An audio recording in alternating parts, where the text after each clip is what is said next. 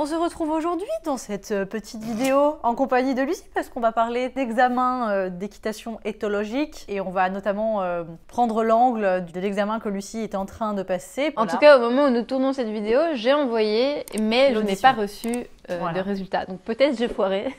On n'espère pas quand même, parce que c'est quand même bien. C'est l'audition level 3 de chez Parelli. Voilà. En liberté. Quand vous souhaitez passer un examen, une espèce de validation de vos compétences dans tout ce qui va être équitation éthologique, il existe quand même pas mal de trucs maintenant. Donc là, c'est les levels Parelli. Alors, c'est un format très particulier parce que ça va être validé par vidéo. On envoie une vidéo de 10 minutes sans aucun montage à un instructeur Parelli qui va, lui, l'analyser. Il voit juste le montage. Il ne voit pas forcément comment on en est arrivé là. Donc, c'est vraiment... Voilà, c'est un angle, hein, c'est pas universel, mais c'est déjà un premier angle d'approche. Il y a tous les savoirs FFE en France, où là c'est encore un autre format parce que du coup vous devez être en présentiel avec le prof. Il y en a quelques-uns qui le font par vidéo, avec aussi une liste d'exercices à réaliser. Et il y a tous les steps de chez Andy Booth aussi. C'est beaucoup plus gros, c'est genre des demi-heures entières d'examen, avec une liste d'exercices à réaliser. Enfin, les 7 jeux doivent être montrés dans le level, donc jeu d'amitié, etc., toute la clique. Et on a quelques objets qu'on doit utiliser, des cônes. Ouais, c'est normalement des barrels, je crois. Enfin, mais c'est ça. Bon, voilà, les tonneaux, normalement cônes. c'est des gros tonneaux, genre bidon bleu là. Sauf que nous n'avons pas.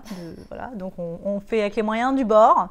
Et donc, on va analyser ça un petit peu ensemble. Yes. Après, ça peut être intéressant juste peut-être de préciser pourquoi toi tu trouves ça intéressant de les passer. Parce que Pauline m'a obligée. Non, je rigole. Non, pas du tout. Non. J'ai un peu du mal à me fixer des objectifs si je suis toute seule. Si j'ai pas d'objectifs qui sont soit fixés par Pauline, soit par ce genre d'audition à passer, j'ai un peu tendance à pas avoir trop d'idées et à faire le même type de séance un peu trop souvent. Je suis un peu une feignasse. Et quand mon cheval a un niveau qui me satisfait déjà, je me dis voilà, je sais pas trop quoi faire. Donc là, c'est sympa d'avoir, même si vous envoyez pas vos auditions, parce qu'évidemment c'est payant, juste avoir un objectif, c'est dire qu'on va atteindre tel ou tel niveau avec tels exercices précis à faire. Je trouve ça sympa parce que du coup ça motive et ça permet d'avoir des séances structurées déjà, de travailler sur des petites choses précises. Comme je disais, j'aime pas la précision, mais il faut quand même un minimum pour pouvoir exécuter tout ce qui est demandé. Donc voilà, moi c'est essentiellement pour ça que je trouve ça sympa. Et puis en plus, si je réussis, petite fierté personnelle, voilà. On est toujours contents. Voilà, ça fait plaisir. Bon, let's go. Val, c'est toujours comme ça, à chaque fois qu'on doit filmer quelque chose, soit il est surexcité, soit il a de tension. Donc là, je pense qu'il avait pris un Xanax avant de venir. Il était mou. Il était mou. Par contre, quel déplacement latéraux. Donc, ça n'ira pas vite et j'aurai besoin de beaucoup d'énergie pour le faire bouger. Mais voilà, c'est mieux que le cheval qui pète dans tous les sens, je pense, pour ce type d'audition. En fait, c'est un peu, comme c'est un jeune cheval, hein, c'est un peu tout l'un ou tout l'autre. Ouais. Et faut faire avec, hein. Ça fait partie du développement du jeune cheval. Et les déplacements latéraux, t'as quoi? T'as travaillé une fois dessus? Deux fois? On avait essayé de filmer le level une semaine avant et les déplacements latéraux, en fait, comme je savais pas qu'ils étaient demandés, je les avais pas travaillés, donc il y avait un petit couac. Rien comme séance, quoi. Et mais Val, le truc, c'est qu'il connaît les déplacements latéraux le long de la barrière et donc j'ai juste un petit peu retravaillé le contrôle des hanches et puis après il a capté beaucoup de carottes et ça marche très très facilement. Et alors, un autre truc aussi qu'on veut dire, donc là on est sur le jeu de l'amitié. Ouais. La dernière fois qu'on l'a filmé, on ne sait pas pourquoi, quand elle le faisait face à Val, je ne sais pas s'il se recevait du sable dans les oreilles ou autre, mais il remue un peu la tête alors qu'il ne fait jamais ça. Et ça ne passait pas du coup dans l'audition parce qu'on aurait dit qu'il avait peur du stick. C'est pas du tout le cas, je fais ça depuis des années et il s'en fiche. Voilà, déjà il n'y avait pas les déplacements latéraux, en plus le jeu de l'amitié n'était pas top, donc...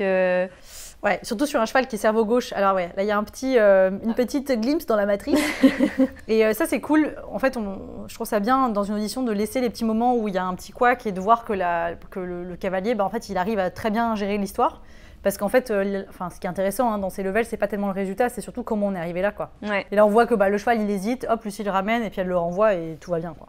Donc ici, il est méga mou dans son 8. Et du coup, moi, je dois mettre beaucoup d'énergie pour l'envoyer où je veux qu'il aille. Ouais. C'est pas très discret dans la gestuelle, mais bon, voilà. On a dû compenser. J'ai dû compenser effectivement le manque d'énergie du gaillard. Et donc, ce qui est requis, c'est 8 au pas, 8 au trot. Le 8, il faut quand même se dire que c'est un exercice. Bon, déjà, c'est pas hyper chouette pour les jarrets, le bassin, parce que y a beaucoup d'allers-retours. Enfin, le cheval est obligé de désengager un peu. C'est pas hyper top au niveau fitness, physique. Maintenant, franchement, pour un cerveau gauche, Val, c'est top. Hein. Ouais. Parce qu'il y a plein de cerveaux gauches à aller sous cet exercice. Alors là, on a aussi un petit couac. Ouais, de nouveau. Donc Val qui est en train de se dire qu'il va plutôt aller à main droite qu'à main gauche. Et pareil, on voit que Lucie, elle se décale, elle le redéplace au niveau de l'avant-main. Et ça. J'arrête pas ma demande tant qu'il n'a pas répondu correctement. Côté, quoi. Ouais. Et pareil, le reculé juste avant, il n'était pas très très droit. D'habitude, je sais pas pourquoi il bug en ce moment sur le reculé, mais voilà. J'ai corrigé aussi, je pense, les épaules. Et là, on a un super jeu du cercle où il est juste un peu trop beau, quoi. Genre, clairement, ça ressemble pas à Val. Enfin, Val, c'est plutôt un gros extraverti. Ouais. Là, on est sur un Val. D'habitude, je change de main, il pète en l'air. Et là, c'était pas du tout le cas. Donc là, je mets une petite touchette sur l'épaule pour essayer de le réveiller. Ce qui ne marche pas vraiment. Ce qui est rare, hein. Ce qui est très rare, c'est oui. Rare, ça marche pas. Donc là, vraiment, il avait pris un truc, je sais pas quoi, mais... Je sais pas, il était fatigué, enfin, je sais pas, mais c'est clair que là, il était mollasson. Bon, par contre, on voit que la connexion, elle est excellente. Genre, il est sur toi, quoi. Ouais. Et il est même pas sur un grand cercle. Il pourrait se mettre sur un cercle. En général, c'est plutôt au level 3, c'est plutôt ce qu'ils attendent, c'est que le cheval se mette sur la piste du rond-longe, et puis il est loin de toi. Alors que là, il est vraiment juste à côté de toi, c'est vraiment... Bon là, j'ai tenté le cercle à main droite qui a fonctionné. Et puis ensuite, je pense que c'est à gauche où ça foire. Ah bah ouais, mon rappel n'est pas terrible. Mais puis, bon voilà, il change quand même. Là, on a un changement de main qui ressemble plus à ce que Val fait d'habitude. Et je pense que, il était sur le mauvais pied. Mais en ce moment, il galère un peu de manière générale à prendre le bon pied, au galop à gauche. Donc, je recommence simplement. Et c'est toujours pas sur le bon pied. Ah ouais, là, c'est bon. C'est juste qu'il est sur un il est sur un minuscule cercle aussi, donc c'est difficile. Alors là, il a explosé le plot, mais on trouvait ça marrant de le laisser parce qu'en réalité, il s'en fiche complètement. Donc ça montre aussi qu'il n'est pas super effrayé par son environnement, ce qui n'est pas plus mal. C'est vrai que c'est un cheval qui est très gauche extraverti, donc très sûr de lui, très joueur et tout. Là, il fait plus gauche introverti, alors qu'il n'est pas du tout comme ça d'habitude. Donc c'est assez marrant de voir... Aussi que quand on va filmer, on est forcément soumis au fait que le cheval, il est vivant et il a des jours où il est au taquet, des jours où il est mou comme un gros paresseux là. Ouais. Alors là c'est lead by tail, donc normalement je suis censée le tirer par la queue et il est censé circuler. Bon là Pauline me disait que l'angle n'était pas terrible et puis en plus à la fin, je sais pas si ça se voit très bien, mais il se décale un peu et donc il suit pas ma sensation en réalité. En fait il suit le rythme de ton corps, quoi. Ouais. Il est en conduite. Donc je le referai après. Et là, on s'était dit que c'était bien de faire encore un petit peu de jeu du cercle pour avoir du pas. Mais bon, c'est vrai que c'est marrant parce que chez Parilly, on dit beaucoup de choses, genre les cerveaux gauches, ils aiment pas ci, ils aiment bien ça, etc. Et c'est vrai que sur le terrain, on se rend vite compte que c'est plus compliqué que ça, notamment Val, c'est un énorme cerveau gauche. Quel bel arrêt. Ouais. Quel arrêt fantastique. Petite transition, c'était pour ça que je voulais le refaire, je crois d'ailleurs. C'était le trop montrer arrêt. Les petites... Du coup, là, j'ai de nouveau un petit cafouillage. Mais tout est toujours géré très vite, quoi. On voit, c'est des petits... Sur un level 3, on s'attend à un truc comme ça, en fait. Enfin, peut-être pas aussi bon, hein. En général, c'est un peu moins bon. Mais s'il y a des petites erreurs, ils vont te dire chez Parilly de montrer ce que tu sais faire. Et puis, si ça se passe pas bien, de montrer comment tu gères le problème aussi, quoi. Ça fait partie de ton examen, finalement. C'est s'il y a un problème, comment tu gères. Et du coup, je reviens sur les cercles.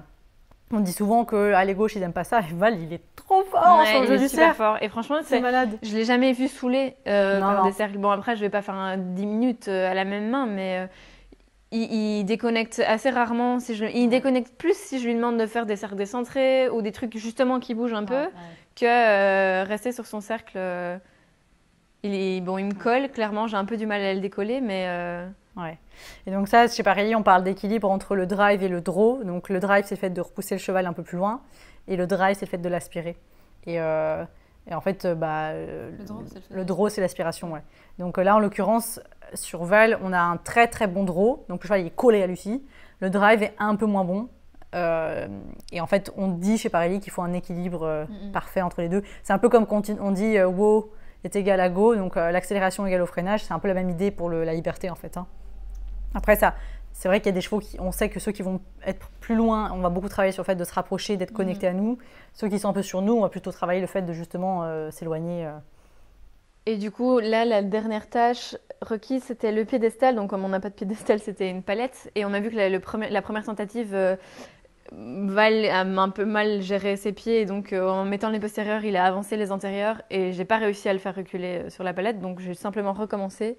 Et la dernière fois, si on regarde bien, il y a un postérieur qui a genre 2 mm comme ça.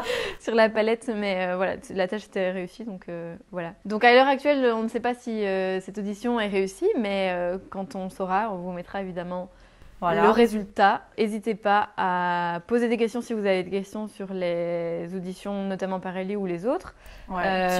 Si vous avez déjà passé des examens de ce type-là, comment vous l'avez vécu? Parce que moi, je sais que j'ai eu beaucoup de mal à passer mes auditions parce que je me mettais de ouf la pression. Il y a des gens qui ont aucun problème, genre Lucie. Et c'est vrai que ça peut être intéressant d'avoir cette conversation là-dessus. Ouais. Peut-être qu'on fera une vidéo là-dessus à part entière, ça pourrait être marrant. Voilà, écoutez, À la prochaine! à la prochaine!